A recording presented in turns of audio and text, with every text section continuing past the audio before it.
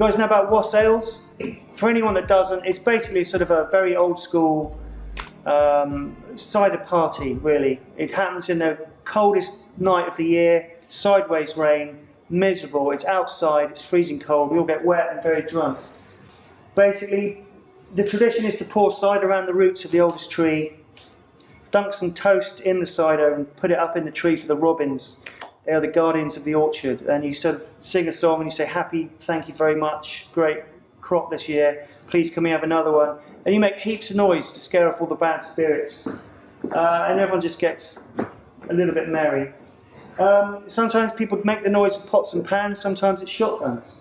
But you kind of get the vibe of the night. It's a lot of fun, it's pretty quirky, and a really nice thing to do. It's a bit of a two fingers up to the kind of the season and the weather and say, come on, it's midwinter, but we can handle it.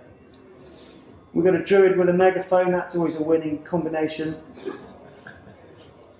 And everyone does it differently, you know. There are traditions that people probably should stick to, but you do it how you want, and it's a good excuse for a lot of fun.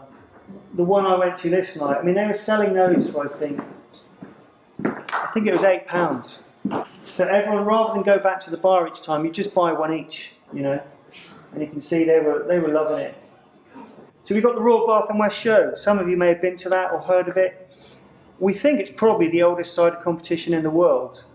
It was the biggest, it's not anymore. Glint Cat is totally pipped us there, which is only a matter of time. But if you're ever coming over, it's almost worth, and you're interested in cider, I think it's worth a visit. It's pretty traditional, that's all the entries. There's a few more than that, but they're all in those demi-johns. They look great. Got these lovely shiny cups. That's the end of May, beginning of June. If they ever sort it out, they can get all that information online, but they tend to get all that information online the week before rather than the year before. But that's, you know, it's one of those things, it's so old, it's done the same thing the whole time. It's so hard to bring about any kind of change because it takes them a year's worth of discussing to agree if they want to do a change, and then you've actually got to decide on what changes to make. But we're getting there. Great for demonstrations, see some old traditional stuff. A lot of people do some really good judging, a lot of technical guys. I think that guy on the left has actually worked for Thatcher's.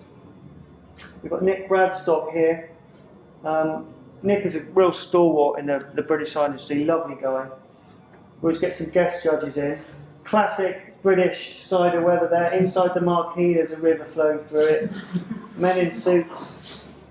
It's, yeah, that says everything you need to know about British summertime. There's Andrew Lee. Some of you may have known Andrew or met Andrew, lovely guy who's been out a few times. And Julian Templey, Somerset Cider Brandy Company. Don't get on the wrong side of Julian. He's a good boy. So there's Nick and Henry in the middle from Aspel's. He's loving that cider, clearly. You guys seen Downton Abbey? Do you know Downton Abbey? So this guy on the left, Julian Fellows, wrote that. He was the guest judge that year. He was smart enough not to drink that. That's the Countess of Wessex. So she's one of the patrons of the show. And she's presenting Tim there with a Lifetime Achievement Award, Services to Cider. It's not the kind of award you can put in your pocket. Apple Day is a really good event we have. It's a bit less crazy than the Wassail. It's a daytime one, a bit more family. Again, it's a chance for shareholders or business people that are helping the business to come together. It's much more family. Again, the demonstration, showing off the straw pressing, people love that.